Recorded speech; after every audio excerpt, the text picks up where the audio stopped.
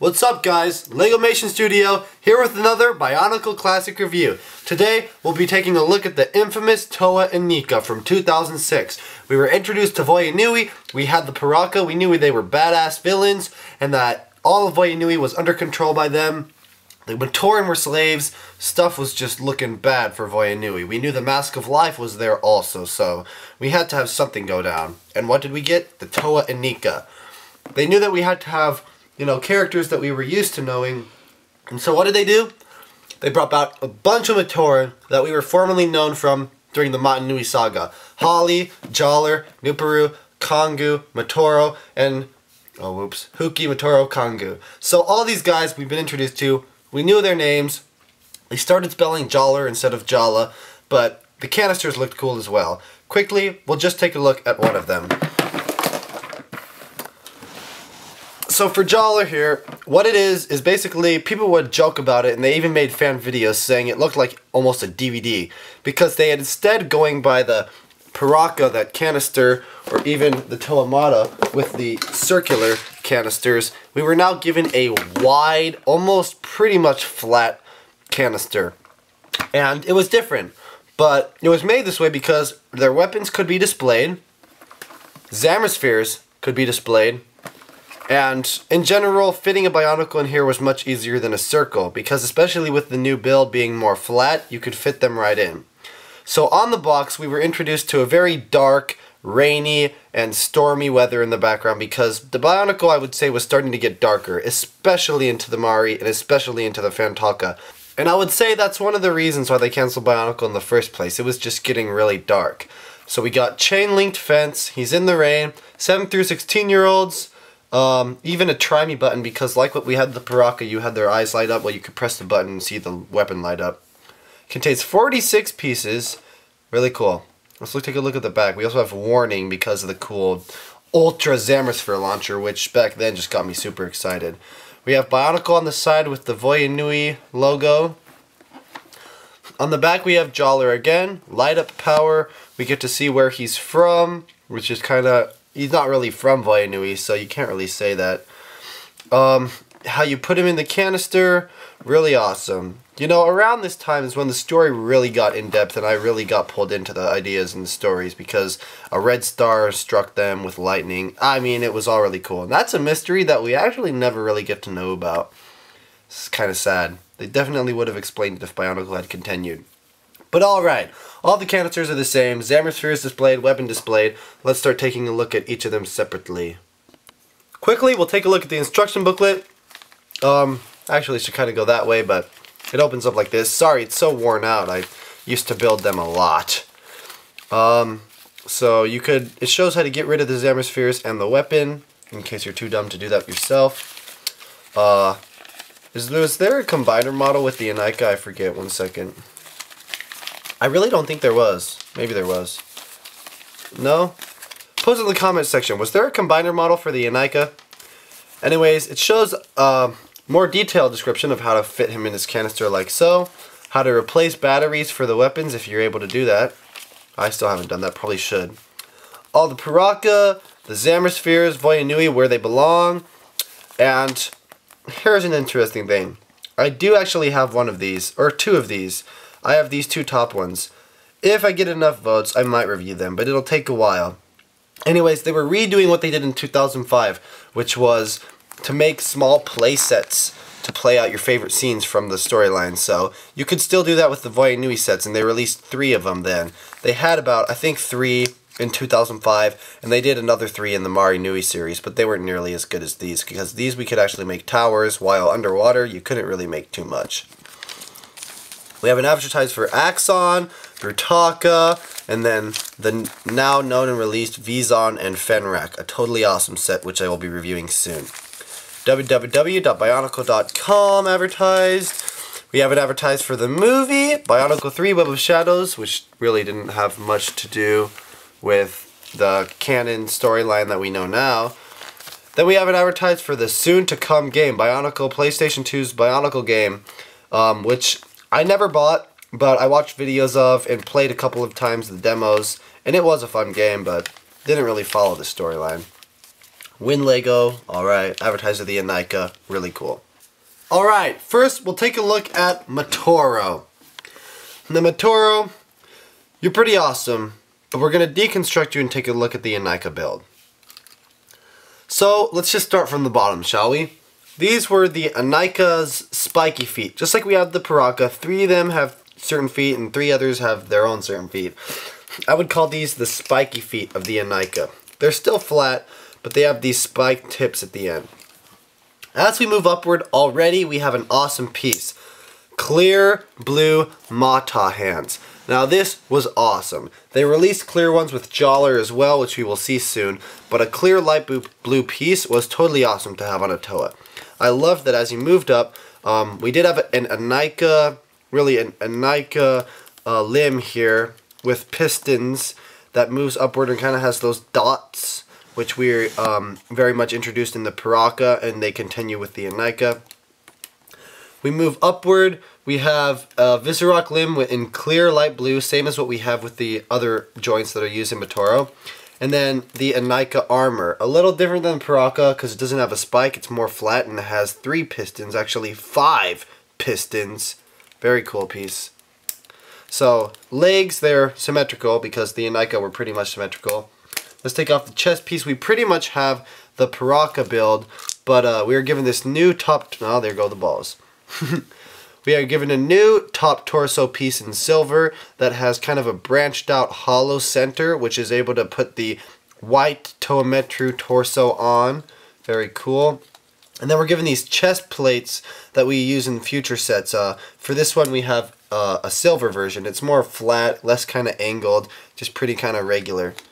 So let's put that back on. Very cool. As we head off to the sides, we have the Inika armor, the Inika shoulder piece, which was attached by an axle rod that would go through a Vizorock limb, like so. Very cool piece. Had kind of tubes on the side, flat with those little dots and circles in the middle, which was kind of the design back then. As we head over to the longer part of the arm, we have a Vaki limb in white, very cool, which goes out to a Mata hand in clear blue, next to his light up weapon. Because, you know, Bionicle had to get showy and said, let's give them light up weapons. If we press it, does it light up? Yes! In blue. Sweet. So it would start off with a slow light and then continue to flicker really fast. And then eventually here it began to slow down any second. Like so. Very cool. All the lights kind of did that same pattern, but they were all different colors. And for Motoro we had blue. They continued to do the blue and white, which was totally awesome. For his other arm, it's the same design, Vaki leg, up to the Zammer launcher. Now what was really cool, and I had no idea how they would do it at first when I saw the pictures of the prototypes back then on YouTube in 2006, was that they elongated the launcher so that way they could actually fit 4 Zammer spheres. And the way they did that, they had this unique piece that would kind of extend itself on a Zammer sphere launcher and was double pegged, so you could go either way. Didn't really matter, you couldn't put it upside down. You'd put 1, 2, 3, and then while I would say it could hold 3 comfortably for playability, you also had an option of putting a 4th one, but I mean, just tipping it over like that, it would fall off. So there was really not a whole lot of point in doing that Lego. I mean, why not make one more bracket here so they could all fit? Whatever, that's what they decided to do. Motoro has a silver one with white, with a white extender, very awesome. Let's take a look at the head. Now that year they released half ball joints, so they're not the full ball joints, so they save some money in parts. You had an axle rod which would attach to the Inika head. Now, I don't know if Lego was trying to make new heads for Bionicle, or if they planned to only do this for the Inika. Maybe it got bad reviews and they said, okay, the Inika, that's the only ones we're going to do. The rest we're going to use Metru heads, because what it was is there was no Technic piece. It was simply a very flat, very like pristine, slim head. And it was green on top, but white near the teeth, so that way it would glow in the dark in the white area. And the masks were just these rubber masks. So you can sadly not really use these masks on any other head but these. So it made them not really useful for mocking, I would say.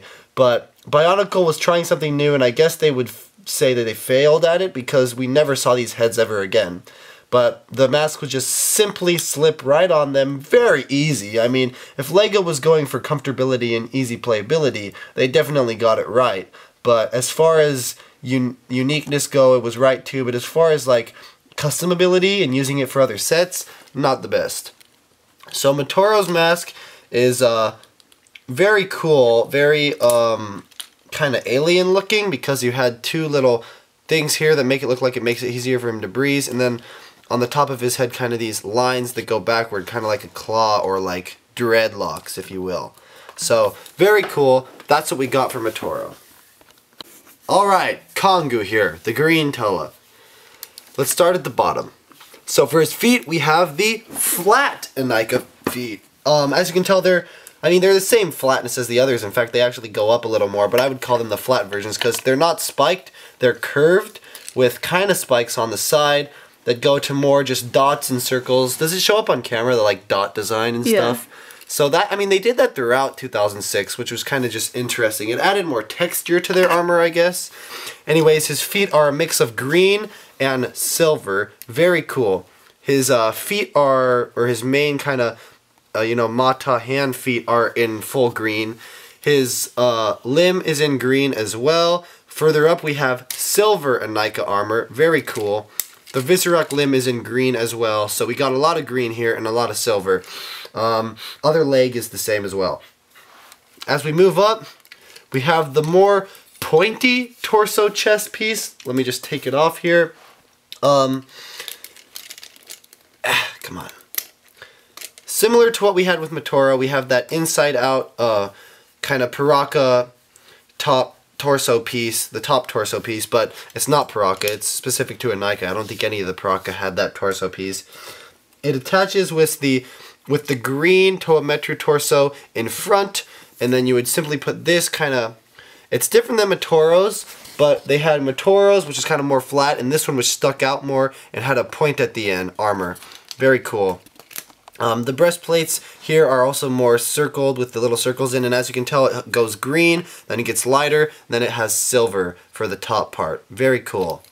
It branches off to the arms. Now all the Inika pretty much had the same arms as well. We had the Visorak limb with the Inika armor, but this time we have it in silver. Very cool. Further on we have Toa Metru limb in green. Awesome. A green hand, and then his weapon, which this weapon kind of looks like, with Motoro we had like an ice chipper kind of looking thing. For this, it looks like it might be more of a drill because these little pistons on the side could maybe go back. Not much of a function in this, but when we press it, we got blue, just like Motoro. Very, very cool. So, not my favorite of the weapons. It's in silver again, like what we had with Motoro, but it lights up in blue, and I like the blue light. I think that works well with the green. It really offsets and catches the eye. This arm is the same as far as up to the Zammer launcher goes. Visorak limb, silver armor, Toa Metru limb, then a green hand, and then silver Zammersphere launcher, like what we had with Motoro, but then another silver, more of a slightly darker, but pretty much the same silver Zammersphere extender. And then we have blue Zammerspheres, like what we had with Motoro. So very cool. Kitangu is pretty awesome. People who liked Green Toa would love Kitangu. Let's take a look at his mask really quickly. His mask, I love. One of my favorite of the masks because it's like a half and half. One half is purely clean, while the other half is all broken down and cracked. Very cool. His eyes are like uneven looking, and I'd say I gotta love that. It's very original. It's kind of reptilian, almost. Really awesome. Then on the back we have three kind of strands that go backwards like dreadlocks, kind of similar to what we had with Motoro. And then, like I said, the special Inika face, it would just kind of slip right on like so. No axles, no rods. Awesome. Alright, next we got Holly, the female Toa Inika. Now, of course, back in 2003, we were introduced to Holly in the Mask of Light movie as a little Matoran. Now she's all grown up and is turned into a Toa. Let's start at the bottom, shall we? Very awesome. A white and dark blue color scheme. Now, why they didn't continue that here and included gunmetal, I don't really know, but they should have, because she kind of has three colors, which is a little confusing. Yeah, but you can decide. It offsets it, I think, and I think she would have done better if they had given her white weapons or had just gone with the gunmetal silver and instead included that here. But it gave you for some cool pieces for mocking. As you head up, they make it a very natural color scheme. We have a flat feet with, you know, those little hooks at the end, the Inika feet, very cool. As we head up, we have a white foot connector, white Toa Inika hand. Then we get these limbs in a tipped with white, but then as we move further up, we get the very dark blue with some white here, just to add to it. So kind of cool mesh, like tie-dye color, very cool. As we head further up, we have white Visorak limb with another blue Inika armor here. And, you know, both legs are pretty symmetrical in the same design. So very cool coloring. As we head up, her torso is the same color on both torso connectors, except we have a dark gunmetal chest armor, similar to what we have with Kongu and Jaller, the pointy armor, I would like to call it, in the front. So very cool. Head up, we have a white head connector. Then on the side, we have white Visorak limb for her arms. And then for her armor, we have a mix, kind of like what we have with her feet and her bottom limbs. A Inika armor with a mesh of white at the top that slowly gets to dark blue at the bottom. Very cool. We have Valky limb for her connector instead of Toa Metru limb. A white hand. And then for her weapon, it kind of looks wavy, kind of looks sea monstery with these fins to give her, you know, that Ga Metru, Ga Koro, you know, Ga Matoran style that, you know, all of them have. It's kind of like a harpoon gun. Yeah, kind of like a harpoon. Then for the color, let's press the button. Uh-oh, is this one that doesn't work? No! Anyways, her color was a light lime green, kind of the color of her Zammer spheres, and that's the color we would get to light up. Do we have any here that have that color that we could possibly show? Kind of. Jaller kind of had that color, so she had that color in her weapon. But the battery is out. We should replace them before I hide them all away. Her other arm is the exact same, you know, armor, Visorak, Valky. Then we move on to her weapon. Her weapon is in the dark gunmetal Zammer sphere weapon. The extender is also dark gunmetal. And then for the Zammer spheres, we get these light green, clear Zammer spheres. Very cool to go with her color of her weapon when you see them light up. So let's look at her mask really quickly. Pop it off. It doesn't look too female. In fact, I think it looks more male than all the others because it kind of has an angry look to it. But they tried to do their best. Tubes will move up to her like she needs to breathe underwater, like she's about to go scuba diving. Very cool. That's kind of her mask. Awesome. So a cool in-depth look at Holly. My complaints is that I just feel they fit too much color because she has lime green, gunmetal, white, and blue. That's 4 colors, and that's too much. It's one thing to have 3, but 4, pushing it. I feel like they could have given her blue Zammer spheres like what we had with Matoru and Kongu, and given Kongu the green. That would have made more sense. But they wanted the Inika to pop, and they wanted them to be different, and I guess that's what they decided to do with Holly.